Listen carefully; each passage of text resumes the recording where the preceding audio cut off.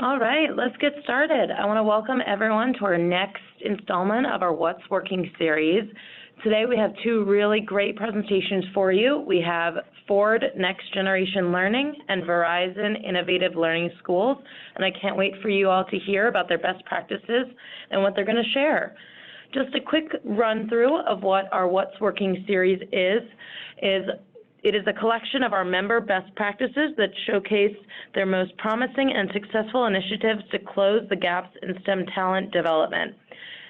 As everyone knows, these efforts do not achieve success without overcoming some hurdles, and we hope that our audience will learn from the obstacles our members have faced and the steps they have taken to surmount them, as well as be inspired by the insights into the impact and larger implications each of these initiatives provide.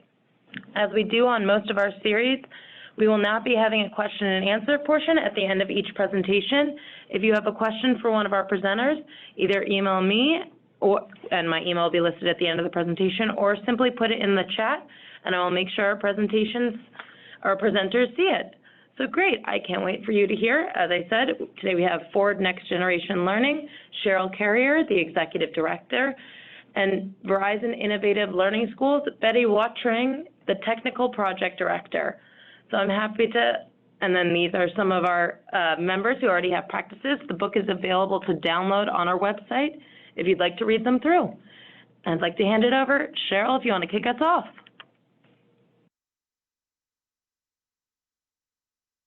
To be here. Oh, okay. Thank you. Good morning, good afternoon, depending on where you are today. I'm excited to be here. And if you could just click to the next slide. Thank you so much. So I'm going to give you a little bit of background on Ford and their work in education. This is really, education support has really been part of our DNA. And Henry Ford started about 70 technical schools in his lifetime. He was a firm believer in learning by doing and was a huge tinkerer. And so I would say over the last 30 years, we have really focused on how to make teaching and learning more relevant for high school students. And we did that in a number of ways, primarily focusing on development of curriculum that was engaging, authentic, and brought in local employers to sort of liven the work up for students. And we were focused primarily on high school. That curriculum development made us realize that we also had to invest in professional development. And that was a costly and time-consuming effort because we were asking teachers to teach quite differently than the typical teaching that you get in traditional high schools. So about 2004, 2005, I started to see a pattern that bothered me a lot. And could you flip to the next slide, please? Thank you. What was happening was that when a teacher or a principal left, we noticed that the curriculum went away. And it seemed as though we had to start all over. And it was, in my opinion, the work we were doing was not scalable or sustainable. And that was giving me a lot of sleepless nights. As you can imagine, we had invested a lot of money. And I knew that we were on the right track with the curriculum and the teaching and learning, but I could not justify the continuation of this kind of work if we couldn't scale it or sustain it. Could you please flip to the next slide? Thank you. So around that time, I was introduced to a career academy, the Career Academy model, and I was intrigued by it. And as you can see by the slide, career academies take existing high schools, and existing high schools broken down into small high schools where students self-select into a career academy that has been prioritized by workforce and economic development. And so I traveled across the country and got to see several career academies in urban, rural, suburban areas, and everyone I visited, I saw students that were very engaged. I saw employers in the classroom working with students on authentic projects. I saw teachers teaming, that would be academic teachers and career tech education teachers. And there was a lot of activity in the classroom because everybody was working on projects, and I got pretty excited about it. But the one thing that concerned me was that what I was seeing were pocket academies. In other words, I might go to a community in the South or, wherever I was visiting, whether it was California or Florida or Tennessee, and I might see maybe 20% of the students learning in academies, and I wondered why more students weren't learning in academies. Could you flip to the next slide, please? Actually, I'm going to have you go even to the next one. Thank you. And so I came back and started talking with our team and said, this appears to be a model that's good for every student. And it aligns with all the work that we had done through the years. And we sort of challenged our group to think about how could we take this model and really develop the structures and the process and the tools to make this type of teaching and learning available for all students. And so we set to work to do that, and we developed what is now known as the Support NGL framework. And we really focus on three key areas: transforming teaching and learning, which is at the heart of all our work. How do you make the teaching and learning more relevant and authentic for students so they stop asking those questions? Why am I learning what I'm learning? How am I going to use this in my future? And also really allowing them to explore potential careers that they may not ever hear about in their traditional high school experience. Strand 2, which is the green bubble, is how do you create the structures in a district to support that kind of teaching and learning? And then strand 3 is how do you engage business and civic leaders and employers and workforce and economic development in this transformation process and engage them in the actual classroom. Could you flip to the next page? Thank you. So we developed this blueprint using a collective impact approach for really advancing student outcomes and workforce outcomes with this framework. And we believe that if you improve student outcomes, you absolutely will improve workforce outcomes and improve community prosperity. Could you flip to the next page? Next slide, thank you. So I'll talk to you in a little bit about how we go about this process, but we really try to engage local employers in particular in this process through the planning process of transforming their high schools, but then after the academies have been developed, how do employers really engage in this? And there's really three ways. They can be advocates for change. They could be high-level people that are saying, we want to engage in this change in our community. We want to transform our high schools. And they are often the people that will tap their colleagues on the shoulder and say, come hear about these academies. We need you to get involved. We want our high schools to look like this. The other way to engage is to advise, and quite often that happens through industry councils that are existing in a community, and they may play a pretty significant role in helping to determine what types of academies should be in the community. They may advise on curriculum, certifications that are important, and skills and mindsets that students need to be successful as they engage in their career academy experience. And then finally, there's the assist piece of this, and that is where we actually help attach employers to individual academies.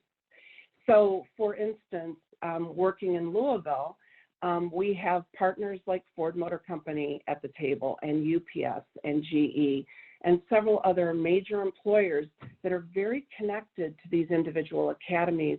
So they're very connected to the students and the teachers. They're providing teacher externships so that the teachers can actually see what happens in the day-to-day work. And they are helping teachers design very authentic projects for the students to work on.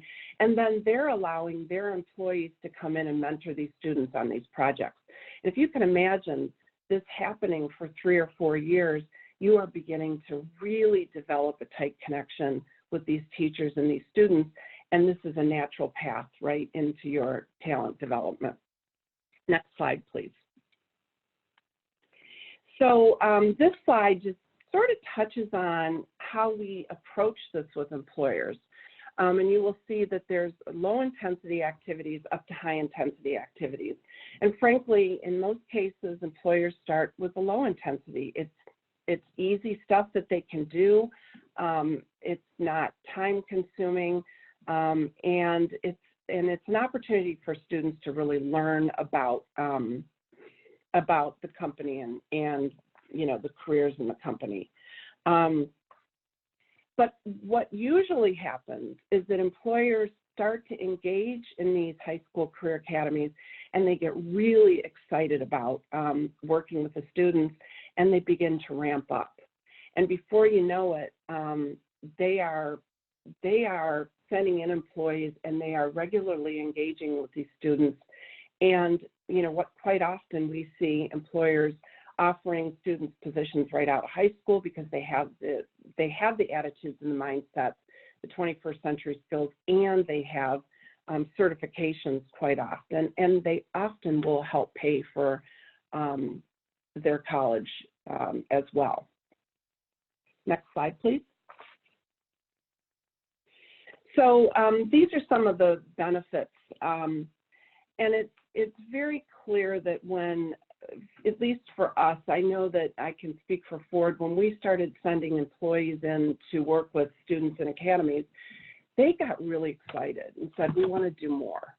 We want to get more involved. And they feel like they're getting to know these students very well, and that they see them as potential employees down the road. And they know that there's going to be less coaching on workplace skills.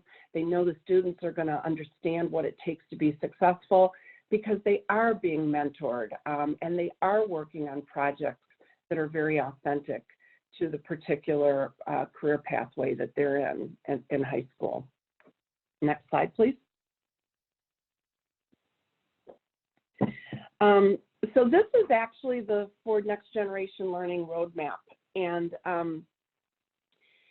I won't go deeply into this, but this is not a program. This is a transformation model. And we start with phase 1 and phase 2, which is really about bringing the community together. And when I talk about community, I mean workforce and economic development, local employers, local nonprofits,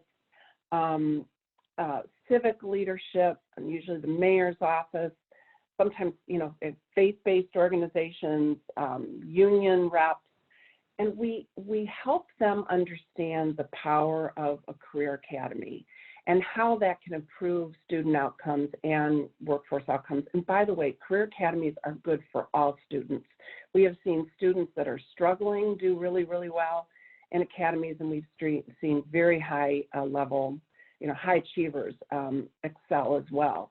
But anyway, I sort of birdwalked there a little bit, but we see what we do in the first 2 phases to really help the community understand the power of the academy model.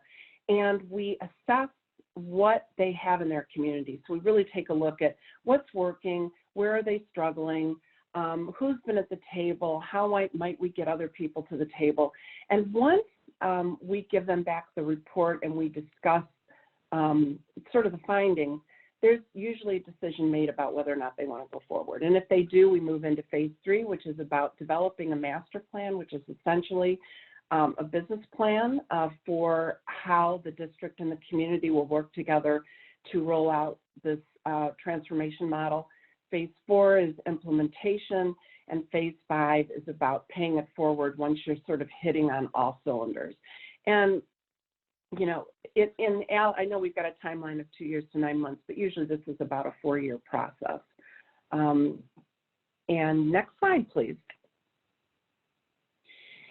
So here's some of the things that we provide. The framework and the roadmap are really sort of the process and the structure, but we also provide coaching to the community, and we have a roadmap and implementation coach. We have a set of tools that we use to help guide this work, but the community really, really customizes this work to their own community. Our coaches are there to help them do that. We also provide professional development on the implementation, and we've developed the Support NGL, which is our version of the university, where there are templates and structures, and there's webinars, there are circles for business people to talk about how they're working together with and sharing best practices, principals, teachers. And then the one thing at the bottom, the stage solutions, I want to just touch on very briefly. This is, I know it seems overwhelming, but you will see the map shortly, and you will see that we're in 45 plus communities right now, and this is growing rather rapidly. If you are not in one of these communities, we can help you make connections to your local district so that you can begin to build out maybe your own academy with, you know, other like-minded industry people, or just help you make better connections with your local district. And if you are in one of our communities, then I would urge you to contact me and let's get you involved, because there is clearly all of the companies that we're working with across the country are doing this because they really want a strong talent development pipeline. So I just wanted to touch on that for a moment. Next slide, please. So this is our current map of where we're working. You will see a lot of white space. If you are so inclined that you would want something like this in your backyard, we can certainly have discussions. And again, if you know you are in any of these communities, we would love to get you connected. And so now I'm going to move to some data because I think you might be interested in that. Next slide. So these are the career clusters currently in the network. I'll just give you a second to absorb that.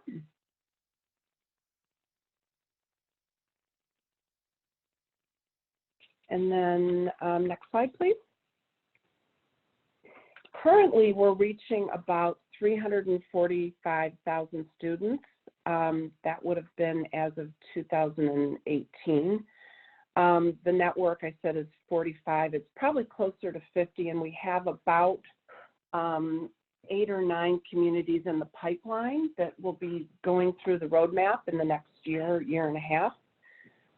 You will see in the pathways we have, of all of them, we have 457 STEAM pathways. You know, that's 30% of our network. Again, these pathways are prioritized by the needs, the workforce and economic development needs of a region. Okay, next slide, please. And I think this is, I thought this was really interesting for people to see. One of the big things, you know, that we're hearing over and over again is that, you know, we don't necessarily need college degrees for every job, and that is absolutely true, right? And we're trying to change that paradigm and get companies out of that sort of place where, we've got to have a master's degree or bachelor's degree. Certainly, this academy model is rigorous. It's very rigorous. They are learning their academics. They're having to pass their tests. But because they're learning in a more relevant and authentic way, they are staying engaged. And so we're seeing dropout rates go way down. We're seeing suspension rates go down. We're seeing discipline issues go way down. This model absolutely improves student outcomes. I'll give you an example. In Nashville, they went from a 58% graduation rate to 82% in 5 years. And it was wall to wall. Every single student in that community was learning in an academy. So you can see that by engaging in real world authentic learning, students are coming to school because they're understanding that this is well, first of all, they're discovering careers that they might not otherwise be exposed to, but they're understanding why they have to learn what they're learning. So if you look at the industry recognized certifications, those have gone up. It's crazy how fast that number is growing.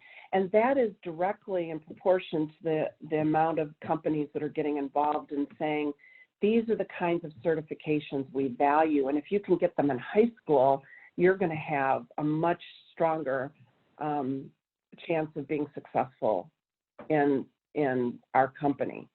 And as you can see, obviously, post-secondary credits earned as well. And that is, fortunately, we're not getting data from every single community, so I would expect those numbers to be much higher even than what we have reported. Next slide, please. And then this is the demographics. So you can see it is a diverse group of people, male and female. That's pretty exciting.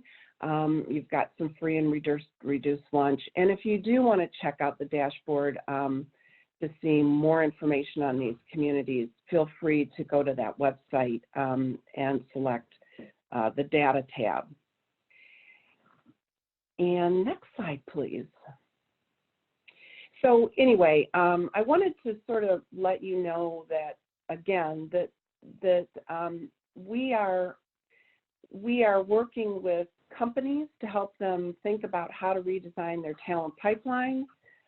We are also working to help make better connections, and we've learned a lot from this. So I am very happy to share sort of our journey along the way and what we've learned as we've transitioned some of our programs internally, as well as what I've learned from other companies.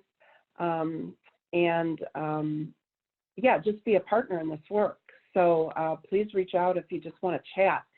I'm happy to support your endeavor.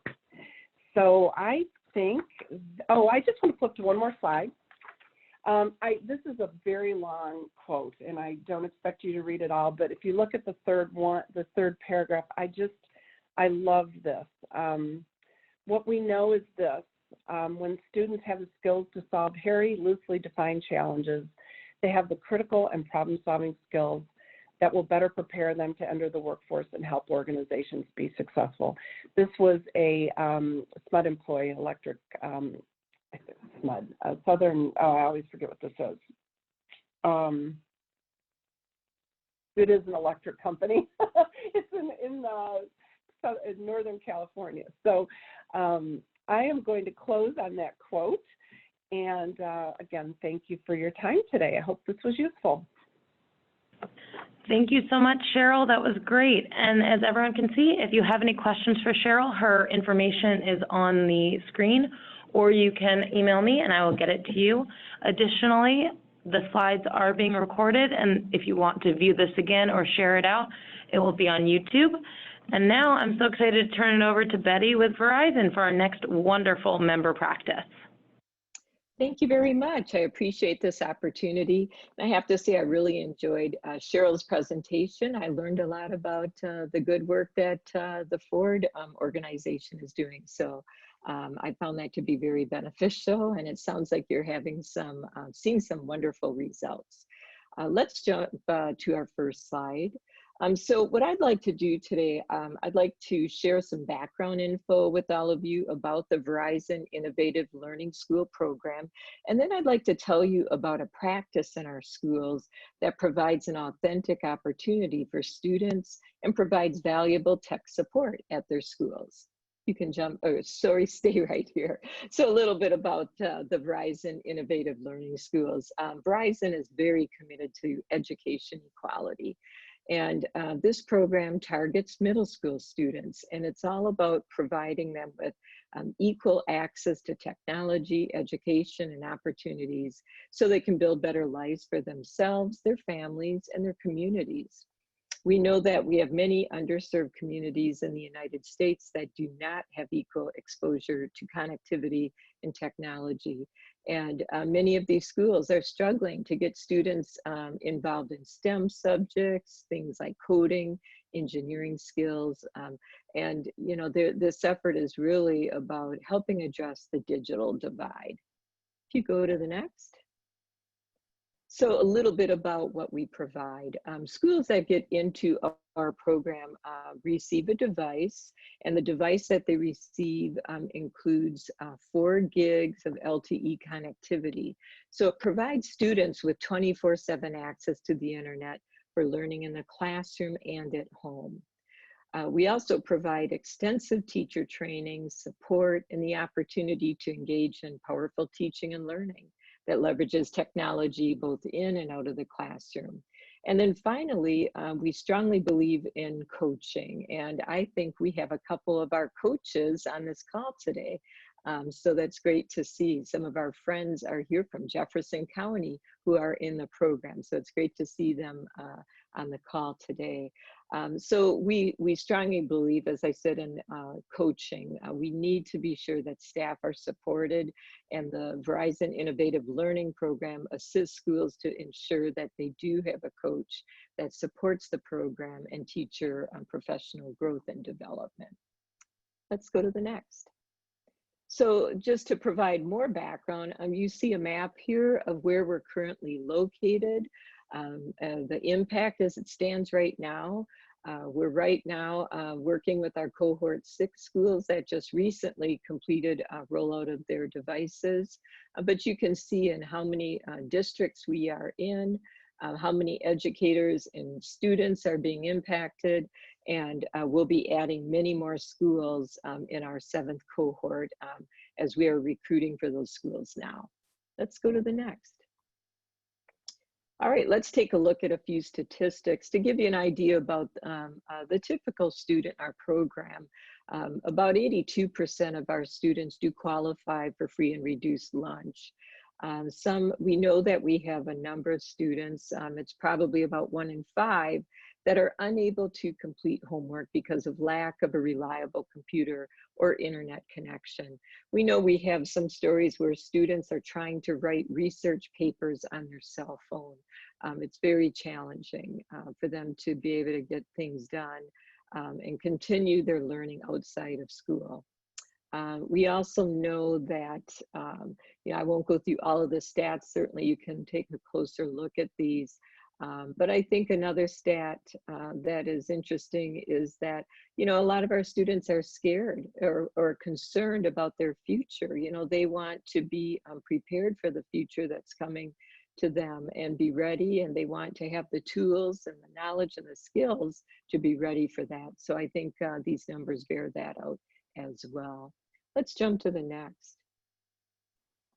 So the Verizon Innovative Learning Programs are also driving academic improvements in STEM and student engagement. So that first stat, I really love this number, and I think we'll continue to see growth in this area. But 76% of teachers said that the VILS or Verizon Innovative Learning School program enhanced student engagement. We know how important that is. And we found that 58% became more proficient in STEM, and 62% of our middle school students have improved in their problem-solving skills. And then finally, 89% of our middle school students do agree that when they use technology in class for things like labs, modules, and experiments, they understand it better. So very important statistics for us to reflect on. Let's take a look at the next slide, please. So some of our results, again, at 76%, I think is so important, that improvement in student engagement. 79% said that they changed the way they teach, being a part of this program and with the professional development that's provided. And 54% of students said technology makes science more interesting. So a few other stats that I wanted to share with you. We'll jump to our next. What you're seeing on this slide are the professional learning, how we're supporting these outcomes. These are the outcomes that we are really pushing towards. And we find that these outcomes align with, you know, the goals and objectives in the schools that we work with. You know, they may say, you know, we're really working on building collaboration skills, or they want to increase engagement. And we're finding that there's alignment with what they're wanting to accomplish and what the Bill's outcomes are. Of course, on the bottom, you can see in those blue goals, throughout this entire program, we really emphasize the coaching and professional learning, that connectivity and continual use, making sure that students have access, and then information gathering and analysis. So those are our outcomes, and we find them to be very much aligned with the work that happens in our schools. And we'll jump to our next. So the part that I wanted to focus on today has to do with student tech teams. And student tech teams is a component of our program that we want our schools to provide. And we see it as what we'll call a win-win, because the student tech teams not only have huge benefits for the schools, but also many rich opportunities and benefits for the students. You know, many of our schools will say that they don't have adequate technology support at the school level. So we're finding that students can really make a difference and really help support their schools and learn a lot in the process. So let's jump to the next slide. I'd like to show you a short video. This is from one of our schools in the San Jose area of California. Jennifer Doherty is one of our coaches in the Alum Rock Unified School District. So if you want to go ahead and share this video, that would be great.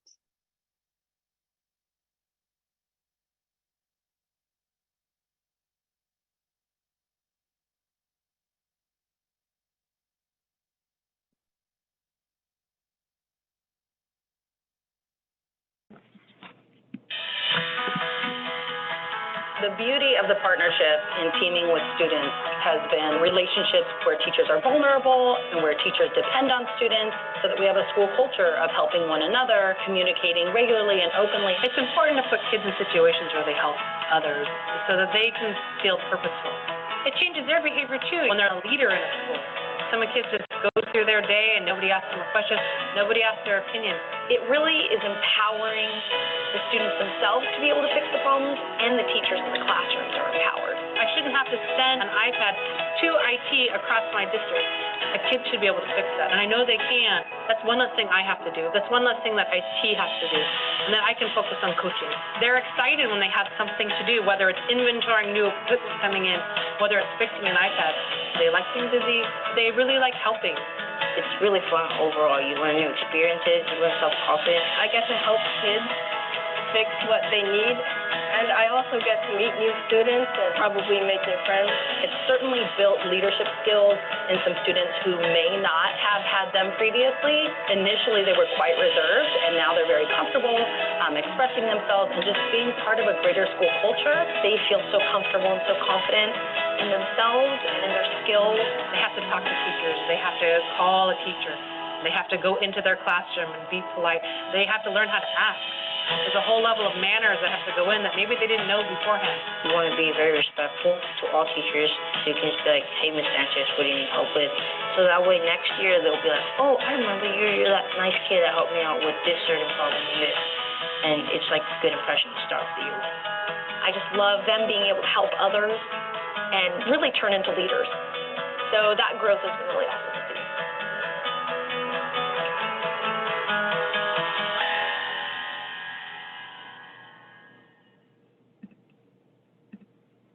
Thank you for sharing, playing the video for us. You know, I think that video really demonstrates what this can look like in a school. And it's in many or most or all of our schools are doing this in some way, shape, or form. If we jump over to the next slide, just to give you a few more examples of what this looks like. So at Shepherd Middle School in Alum Rock, that's the district that the school that you just saw, you know, they use tools like this. They may have a QR code posted where a student can just walk up to a poster where this code is posted and snap a photo of that QR code, and it pulls up a help ticket. And they can use that to collect information about what the problem is and be able to get a jump start on being able to offer support. Let's go to the next slide, please. I like this example a lot. This is from one of our C6 schools in Phoenix, Arizona. You'll notice on their ticket, on the bottom, it says, "Tell us how we're doing." So, you know, I really think that's pretty amazing that we have middle school students that are not only learning about troubleshooting and record keeping, but they're also learning about customer service skills. So I think those are so authentic and real, and they're really getting a chance to experience and reflect on the kinds of services and support that they're offering. Let's jump to our next slide. As I mentioned before, I believe we have a few of our friends from Jefferson County on the call. And I wanted to share this because I've had a chance to visit this school in Jefferson County, and it gives you an idea of what their process looks like. So, you know, and this is true in many of our schools, they open up an application process so kids can express their interest in being a part of the student tech team. Many of our schools also then allow members of the student tech team to get their device earlier so they can start getting more comfortable with it. Sometimes they might help prepare short videos that could be used to help with troubleshooting. They may receive some training on interpersonal skills. You know, how do you help someone? How do you exhibit patience and empathy and trying to help them when they're frustrated? Some of our students are also involved in collecting what we call loaners. You know, sometimes the student's device might be in the shop for repair. So the students may help ensure that everybody has a device for class on that day, and they may distribute and then collect those loaners at the end of the day. So that's very helpful for our schools. You saw examples of tickets, so that's very common. You know, most of our schools use some kind of a ticketing system, and students then can look at the tickets and think about how they'll help and how they'll respond, how they'll close out that ticket. So they're absolutely involved in that. Some of the other things that they might also be engaged in is maybe they'll help test new apps for teachers before they're implemented. And some of our students actually will help in classrooms or may even help with professional development, you know, and helping others get more comfortable with an app. So I think this slide gives you some great ideas of what our students might be involved in their role on student tech teams. Let's jump to the next. Steve Brown is an IT lead in Jefferson County, and I really appreciated how he helped us test out something last year. We were having a problem with a technical issue that multiple schools were experiencing, and we needed to have a school help us test the solution. So we asked Steve if he could engage his student tech team members across schools to help with this. And he did a fine job of meeting with them virtually through Zoom because, you know, they don't you know, they can't all drive across town to get together. So they were able to have this meeting over their lunch hour on Zoom where Steve was able to explain to them what the problem is. He communicated very clearly with the team on what their task was to help with it, and he emphasized what is the purpose of the testing. So if you jump to our next slide, you'll see this is a screenshot I took. I was on his call that he conducted with the students, and you know, it was something I think the students took very seriously. They asked questions. They wanted to know the timeline. They wanted to know, you know, how this is going to work, how it might help. Steve talked with them about their responsibilities for documenting what the results are from the test. So, you know, they really were exposed to a lot of very real life experiences in this way. Let's jump to the next one. So I guess that's my last one, but I do want you to know that this is an opportunity that we know it really is a rich experience, a very authentic experience for our students, and we know it provides real support for our schools. So thank you again. It was just a great pleasure to be here with all of you today. Thank you so much, Betty. And we are so excited to hear about what you're doing and all of the great work. And if anyone has any questions, please email me. And I will get back to you on the next What's Working webinar for November. And I hope everyone has a wonderful rest of your day. Thank you so much for joining us.